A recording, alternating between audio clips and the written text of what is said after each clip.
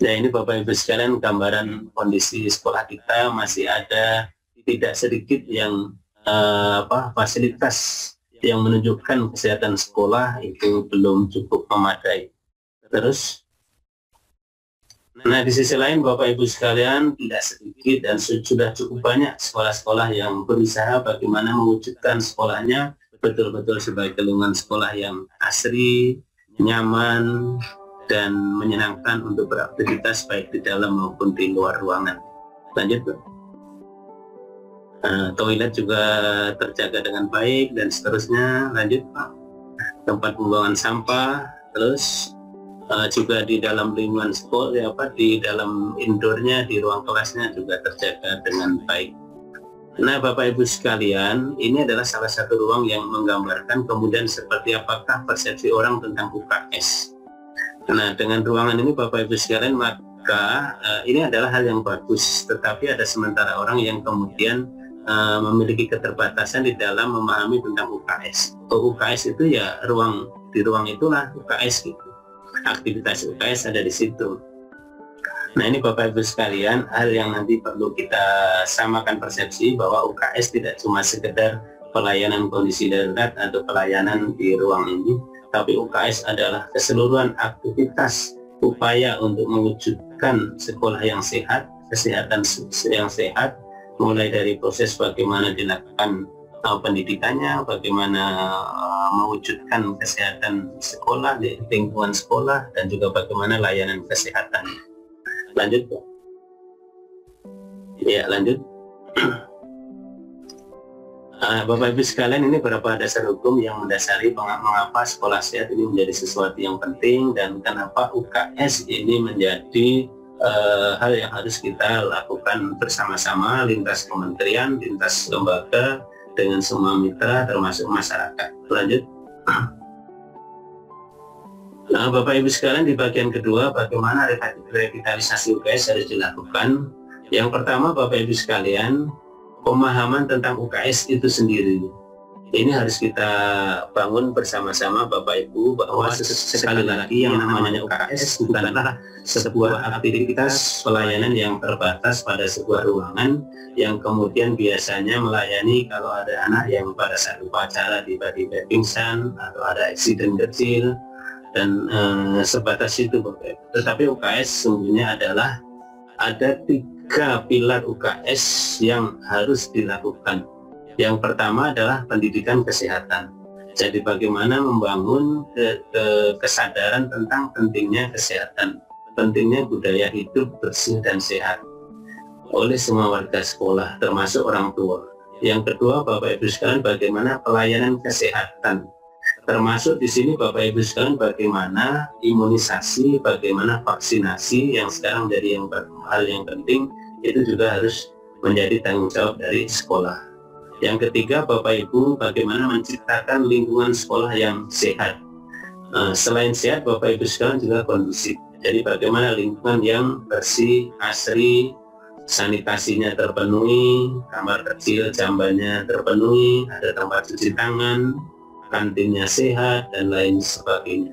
Termasuk bagaimana menciptakan kondisi yang aman, bebas dari kekerasan yang terjadi di sekolah. Nah, itu Bapak Ibu sekalian, apa yang tertuang di dalam panduan pengembangan UKS yang sudah disahkan bersama 4 kementerian. Lanjut. Nah, Bapak Ibu sekalian, yang kedua adalah bagaimana membangun secara bersama-sama, komitmen secara kolaboratif. Seperti kita tahu Bapak Ibu sekalian bahwa urusan pendidikan tidak cuma urusannya Kementerian Pendidikan dan Kebudayaan, Riset dan Teknologi ya, tetapi terkait mengait dengan kementerian lembaga dan yang lain. Dan pada saat ini sesuai dengan Undang-Undang Nomor 14 tahun 2000, Undang-Undang 24 tahun 2014 tentang otonomi daerah, maka pelaksana pendidikan itu ada di pemerintah daerah, pemerintah provinsi dan pemerintah kabupaten kota.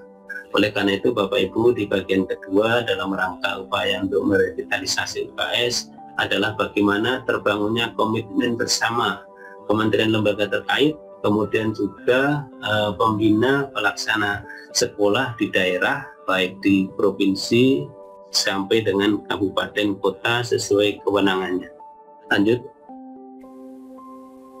Kemudian Bapak Ibu sekalian, yang berikutnya yang ketiga adalah bagaimana penguatan dan peningkatan peran kelembagaan pembina UKS.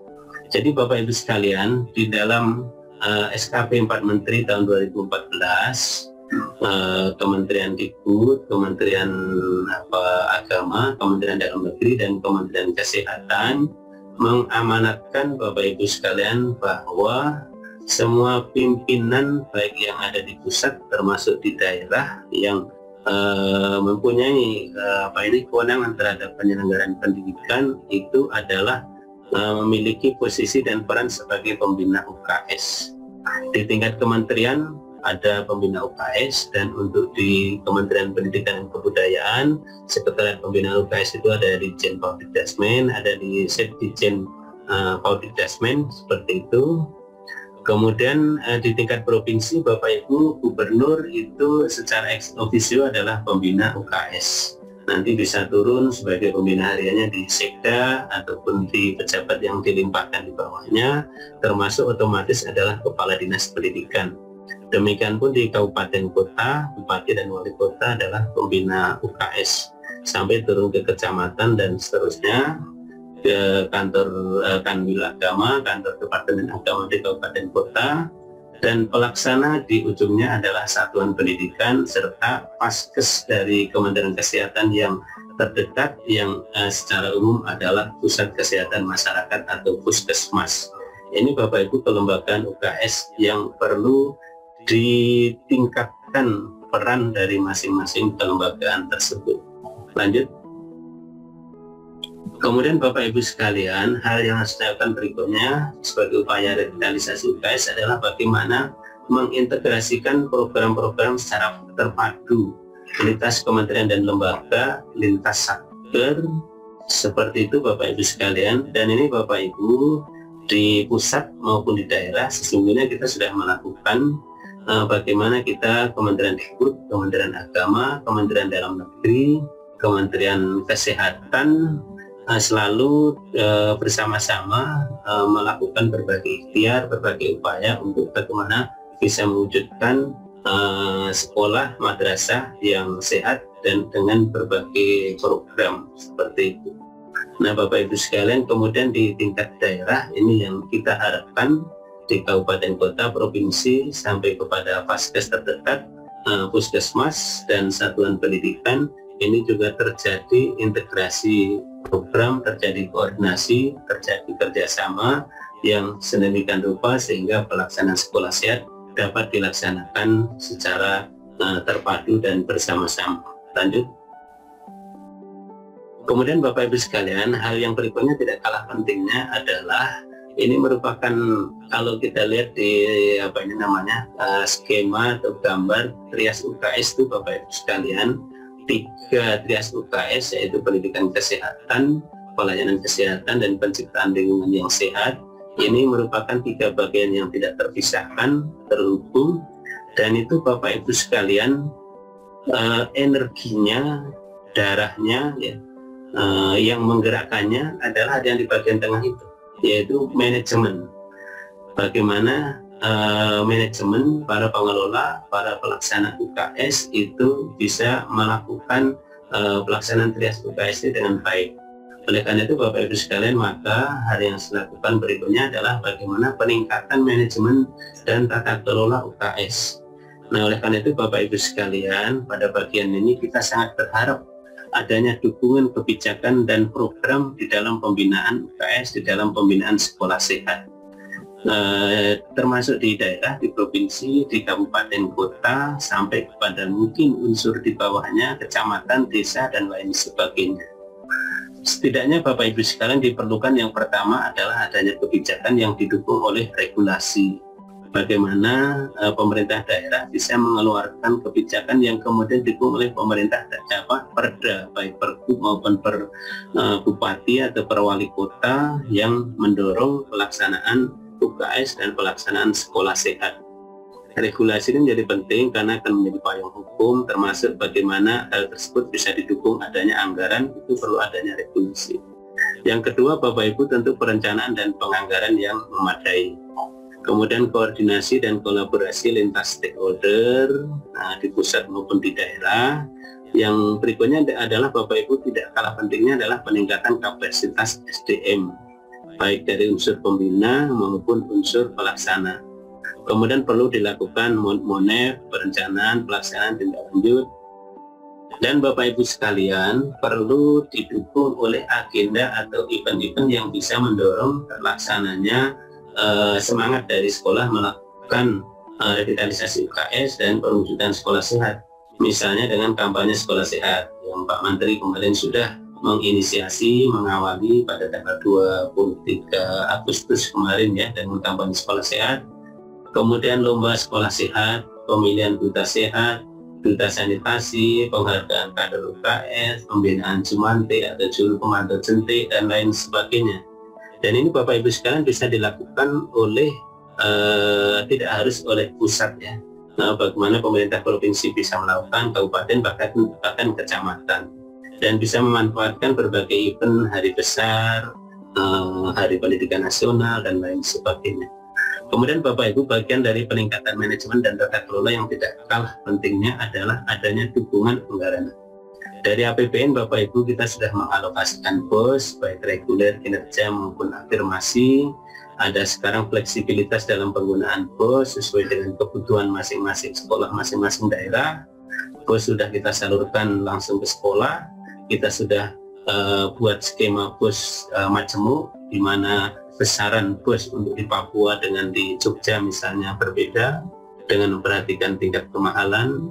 Kita sudah mengalokasikan dan fisik yang bisa juga dilakukan untuk pemenuhan kebutuhan sarana kesehatan sekolah. Dan non fisik kita juga ada dana dokumentasi konsentrasi yang sudah disalurkan melalui transfer daerah yang jumlahnya mencapai hampir 60% sendiri dari alokasi 20% dana pendidikan.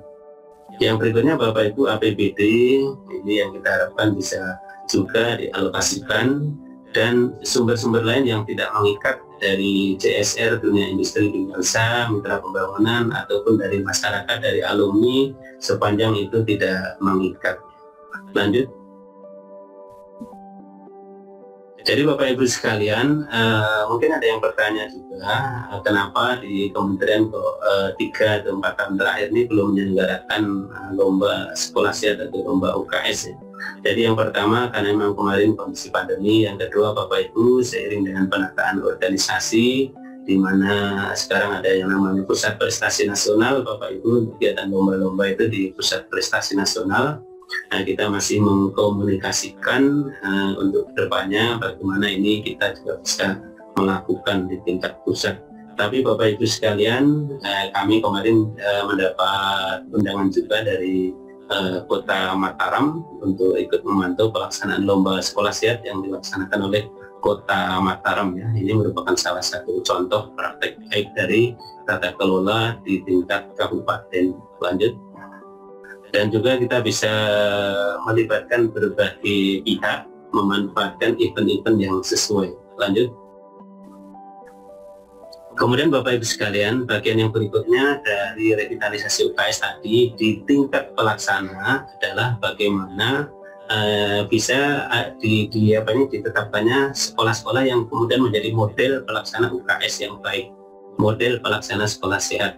Bagaimana di situ kepala sekolah memiliki pemahaman dan konsep yang baik, bagaimana guru-guru itu memiliki kompetensi dan sebagai pembina UKS, pembina sekolah sehat, dan di situ bagaimana bisa terbentuk kader-kader sehat dari siswa yang bisa menjadi tutor sebaya bagi siswa yang lain, bahkan bisa menjadi pengajak hal yang baik kepada orang tua di rumah atau masyarakat di lingkungannya. Lanjut. Nah, ini Bapak Ibu berbagai kegiatan dari Trias UKS yang seyogyanya dilakukan, bagaimana pembiasaan pola hidup bersih dan sehat, bagaimana pemenuhan makanan gizi makanan yang memenuhi gizi dan sehat, menghindari makanan yang tidak sehat, fast food yang beresiko, zat aditifnya berlebihan dan lain sebagainya ya, termasuk penciptaan lingkungan, pemberantasan sarang nyamuk, pembentukan juru pemantau jentik di sekolah, bahkan di lingkungan masyarakat dan lain sebagainya. Lanjut. UKS Bapak Ibu sekalian tidak semua di jenjang SD, SMP ataupun SMA. Di PAUD juga Bapak Ibu sekalian ada penyelenggaraan UKS atau sekolah sehat. Hanya kalau di PAUD tentu namanya bukan UKS ya, karena PAUD bukan sekolah. Seperti itu ya. Intinya di semua jenjang Bapak Ibu sekalian ada kewajiban untuk dilaksanakannya perwujudan sekolah sehat. Lanjut. Ya Bapak Ibu sekalian, ini bagian yang ini saya highlight singkat saja bahwa kita juga melakukan pembinaan sekolah sehat. Lanjut Pak. Lanjut. Jadi Bapak Ibu sekalian, dari pembinaan sekolah sehat ini yang menjadi prinsip kita adalah bagaimana tumbuhnya atau bagaimana terjadinya perubahan mindset bahwa yang namanya UKS itu adalah jantungnya dari sekolah sehat dan bagaimana itu bisa dihidupkan, bagaimana pentingnya kolaborasi dan kemitraan, bagaimana perlunya komitmen bersama, dan bagaimana tumbuhnya partisipasi aktif seluruh warga sekolah termasuk masyarakat. Lanjut. Mulai dari persiapan, pelaksanaan, monet, kemudian perencanaan lanjut, ini menjadi siklus pembinaan sekolah sehat yang harus dilakukan pemantauan dan pendampingan penilaian secara periodik. Lanjut. Ada 5 Bapak Ibu setidaknya yang kita perlu lakukan dari upaya pembinaan sekolah sehat. Yang pertama adalah PABS, yang kedua pembiasaan konsumsi makanan sehat, gizi yang baik, peningkatan aktivitas fisik, pelayanan kesehatan melalui kemitraan, dan penciptaan lingkungan sekolah yang sehat dan juga kondusif, bebas dari bullying dan lain sebagainya. Ini berbagai contoh bentuk kemitraan yang bisa dilakukan. Kalau ini bentuk kerjasama dengan instansi pemerintah, dalam hal ini Puskesmas, juga kita bisa membangun kemitraan dengan mitra-mitra pembangunan yang ada di daerah ya. Lanjut. Ya, ini Bapak Ibu sekalian halaman dari UKS yang kita luncurkan melalui seri webinar ini. Nanti monggo Bapak Ibu dikunjungi supaya kita bisa memperoleh banyak informasi dan bisa membangun berbagai kolaborasi untuk sekolah sehat. Lanjut. Ini berbagai mitra pembangunan termasuk ada GIZ ya, Pak Rikil, kami sampaikan terima kasih. Lanjut. Nah, bagian berikutnya Bapak Ibu, dari apa yang dikampanyekan Pak Menteri, ayo kita lakukan. Ayo kita lakukan bersama, mulai dari kita ajak anak-anak kita, siswa-siswa kita untuk melakukan 3 aksi ini. Lanjut. Lanjut Pak. Ya, yaitu aksi sehat bergizi, sehat fisik, dan sehat imunisasi. Lanjut. Kita mulai dengan sehat bergizi. Kita mulai dengan bagaimana kita membiasakan pola makan yang sehat, pola makan yang bersih, memperhatikan gizi, menghindari makanan-makanan yang berpotensi berdampak tidak baik. Misalnya apa? Misalnya berpengawet yang dari bahan yang tidak sehat, berbahan manis yang tinggi gula dan lain sebagainya. Memang makanan berpengawet tidak apa-apa. Banyak makanan dilakukan pengawetan, tetapi pengawetan yang dengan bahan kimia yang berlebihan atau bermanis yang berlebihan ini yang tidak diperbolehkan, termasuk mengkonsumsi yang manis-manis berlebihan juga tidak baik. Kemudian bagaimana kantin di sekolah bisa dilaksanakan dengan dengan adanya kantin yang sehat, yang komprehensif dan seterusnya. Lanjut. Sehat fisik dengan mengajak anak-anak kita, dimulai dari kita untuk melakukan aktivitas. Sekarang Bapak Ibu muncul tren budaya mager. Mager itu malas gerak. Terjadi sebuah kelembaman, teori kelembaman, karena kemarin kita 2 tahun mengalami pandemi, banyak aktivitas di dalam rumah, banyak menggunakan online, duduk di kursi, di kamar. Sekarang pandemi sudah selesai juga masih terjadi kelembaman. Sebenarnya kita ada waktu untuk keluar rumah, main bola, anak-anak kita bisa main bola di halaman, tetapi mereka ternyata lebih asik dengan HP-nya di kamar. Orang tua sendiri juga, hal yang tidak bagusnya, orang tua sendiri juga tidak memberi contoh, ayo kita keluar. olahraga di luar. Orang tua juga ikut di dalam kamar, asik dengan HP-nya juga. Nah ini Bapak Ibu sekalian, kita perlu untuk ayo kita lakukan aktivitas fisik. Yang ketiga Bapak Ibu, yang ketiga lanjut ya, yang ketiga adalah ayo kita penuhi imunisasi anak-anak kita. Bulan November ini Bapak Ibu akan dilaksanakan yang namanya bulan imunisasi anak sekolah dan bulan imunisasi nasional. Kepada Bapak Ibu terutama di jenjang sekolah dasar, pastikan anak-anak kita semua mendapat layanan imunisasi secara lengkap sesuai dengan umurnya. Puskesmas siap untuk datang ke sekolah. Sekolah harus menyiapkan anak-anaknya yang belum diimunisasi untuk mendapatkan imunisasi secara lengkap. Lanjut. Lanjut aja Pak. Nah ini bahan-bahan yang kami siapkan yang nanti Bapak Ibu bisa unduh untuk membantu bagaimana melakukan pembinaan UKS dan pembinaan sekolah sehat di daerahnya, di sekolahnya masing-masing. Lanjut. Lanjut lagi Pak. Ini link-linknya nanti boleh di browsing. Lanjut. Nah di bagian terakhir Bapak Ibu sekalian, ini saya coba nanti cepat-cepat dan mungkin waktunya tinggal sedikit ini. Jadi bagaimana bisa kita integrasikan sekolah sehat dan UKS itu ke dalam pembelajaran dan juga dalam pelaksanaan kokurikuler ataupun proyek penguatan profil pelajar Pancasila untuk sekolah yang melaksanakan kurikulum Merdeka. Lanjut. Lanjut. Kita Bapak Ibu sudah masuk di episode Merdeka Belajar ke-22. Dan yang terkait dengan persekolahan Bapak Ibu ada sekitar 1, 2, 3, 4, 5, 6, 7, 8. Ada sekitar 8 episode Merdeka Belajar yang berkaitan langsung dengan aktivitas pembelajaran di sekolah. Lanjut. Lanjut aja. Ini profil pelajar Pancasila kita sudah tahu. Lanjut. Jadi Bapak Ibu ini 6 dimensi dari profil pelajar, elemen profil pelajar Pancasila yang nanti kita akan upayakan perwujudannya dalam rangka membentuk karakter anak-anak Indonesia, lulusan kita, pelajar kita, melalui kegiatan pelayanan pendidikan di sekolah, baik melalui pembelajaran maupun melalui pembiasaan. Lanjut. Kita saat ini berada di posisi di sekolah-sekolah kita melaksanakan setidaknya ada 2 kurikulum ya, kurikulum 2013 dan kurikulum Merdeka pada sebagian sekolah, dan masih ada sebagian lagi sekolah yang masih melakukan penerapan kurikulum yang masih menyesuaikan dengan kondisi darurat yang dialami pasca pandemi. Lanjut. Di kurikulum Merdeka sendiri Bapak Ibu kita masih diberi ruang bagi yang sudah melaksanakan, ada sebanyak 140-an ribu sekolah dari semua jenjang ya, untuk mengambil jalur yang siap, memang sudah siap, yaitu jalur berbagi ataupun sambil belajar bersama yang lain melalui Mandiri Berubah, ataupun mencoba pada aspek-aspek yang sudah kita bisa melaksanakan, yaitu melalui Mandiri Belajar. Lanjut. Ini pelaksana kurikulum Merdeka tahun 2020-2023 Bapak Ibu masih didominasi sebagian besarnya di daerah Jawa, Jawa Tengah. Jumlahnya 143.000 sekian, itu ada yang Mandiri Berbagi, Mandiri Berubah, dan Mandiri Belajar. Termasuk Mandiri Berbagi itu adalah sekolah-sekolah pelaksana sekolah program sekolah penggerak yang secara otomatis mereka melaksanakan kurikulum Merdeka. Lanjut. Jadi Bapak Ibu sekalian, ada 4 strategi pembentukan profil pelajar Pancasila dalam pelaksanaan pembelajaran dan pelayanan pendidikan sekolah. Yang pertama adalah melalui intrakurikuler atau pembelajaran.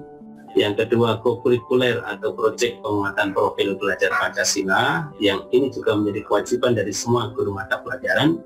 Yang ketiga adalah ekstrakurikuler, baik ekstrakurikuler wajib maupun pilihan, ini sebagai kegiatan untuk bagaimana mengembangkan potensi, bakat, minat, passion yang dimiliki oleh siswa dan dengan dibimbing oleh pembina-pembina yang spesifik menguasai di bagian ekstrakurikuler yang diikuti oleh siswa tersebut. Dan semua itu Bapak Ibu dibungkus dengan di bagian luarnya itu adalah pembudayaan atau pembiasaan budaya sekolah. Ini Bapak Ibu sekalian yang kita juga harus bisa bagaimana sekolah sehat itu terintegrasi di dalam 4 aspek kegiatan dalam pembelajaran ini, baik intrakurikuler, kokurikuler atau P5, ekstrakurikuler, dan tentu menjadi bagian dari budaya sekolah. Ini tentu tidak gampang Bapak Ibu, tetapi harus kita ikhtiarkan dan kita rumuskan. Lanjut. Ini struktur kurikulum Bapak Ibu sekalian, lanjut aja. Intinya 3 tadi Bapak Ibu, bahwa ada intrakurikuler, ada kokurikuler atau K5, dan ada ekskul. Lanjut. Jadi Bapak Ibu, proyek penguatan profil pelajar Pancasila ini merupakan salah satu terobosan atau kebaruan ya dalam kurikulum kita di kurikulum Merdeka, dan ini adalah memberi ruang untuk bagaimana berkembangnya karakter anak-anak kita melalui pembelajaran berbasis proyek. Dan karena ini dipandang penting Bapak Ibu, maka dialokasikan jam yang cukup banyak, 25% dari jumlah jam yang ada di setiap mata pelajaran, atau 25% dari jam yang ada di pelajaran kelas di sekolah dasar. Baik Bapak Ibu, waktunya tinggal 1 menit, saya percepat aja ya. Jadi prinsip tentang P5 Bapak Ibu dan bagaimana ininya, saya kira kita skip saja, karena terutama Bapak Ibu yang dari sekolah, Bapak Ibu guru sudah, apalagi yang sudah melaksanakan ini sudah relatif memahami. Yang belum pun Bapak Ibu sedikit banyak sudah punya gambaran, jadi kita skip aja. Lanjut terus Pak. Terus. Jadi Bapak Ibu sekalian, intinya ada sekian banyak tema yang bisa dikembangkan dari 6 elemen profil pelajar Pancasila itu ya, yang bisa diangkat sebagai tema di dalam pelaksanaan proyek penguatan profil pelajar Pancasila. Saya langsung akan konkret saja memberikan contoh apa ia bisa gitu.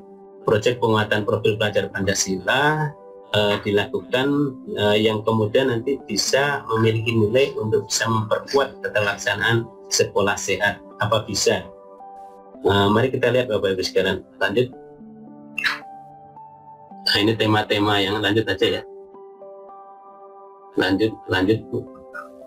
Ya, salah satunya contoh di sini Bapak Ibu. Jadi ada 9 tema yang ditawarkan, dan guru juga sebenarnya masih bisa mengembangkan tema lagi yang bisa diangkat dari 6 elemen profil pelajar Pancasila.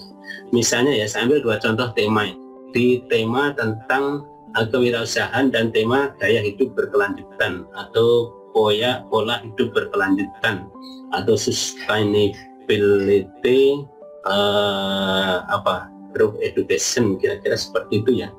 Jadi Bapak Ibu sekalian, di kewirausahaan misalnya kita bisa membuat proyek dengan judul misalnya membangun jiwa entrepreneur sejak dini. Aktivitasnya bisa membuat bahan olahan yang sehat, kemudian bisa dipasarkan. Jadi ini Bapak Ibu di konsep sekolah sehat bisa sebagai pemenuhan gizi, sehat gizi tadi karena makanan sehat. Yang kedua Bapak Ibu melatih untuk kewirausahaan dengan dia memasarkannya. Saya ambil contoh Bapak Ibu, kebetulan saya melakukan pendampingan waktu itu salah satu SLB di Gunung Kidul, SLB Sutawijaya ya di Gunung Kidul. Jadi salah satu yang dilakukan proyek penguatan profil Pancasila itu adalah aktivitas apotek hidup, tetapi tidak cuma sebatas apotek hidup. Jadi apotek hidup kemudian sampai panen, kemudian dibuat produk jamu dan dipasarkan. Nah, ini sangat luar biasa ya. Tentu ini tidak bisa pakai sistem blok yang 1 minggu, ini pakai sistem mingguan yang kemudian dilaksanakan paling tidak 1 semester.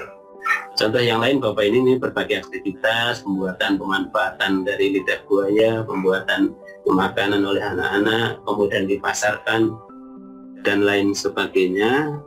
Nah, ini Bapak Ibu beberapa contoh dari sekolah-sekolah yang sudah melaksanakan proyek penguatan profil pelajar Pancasila.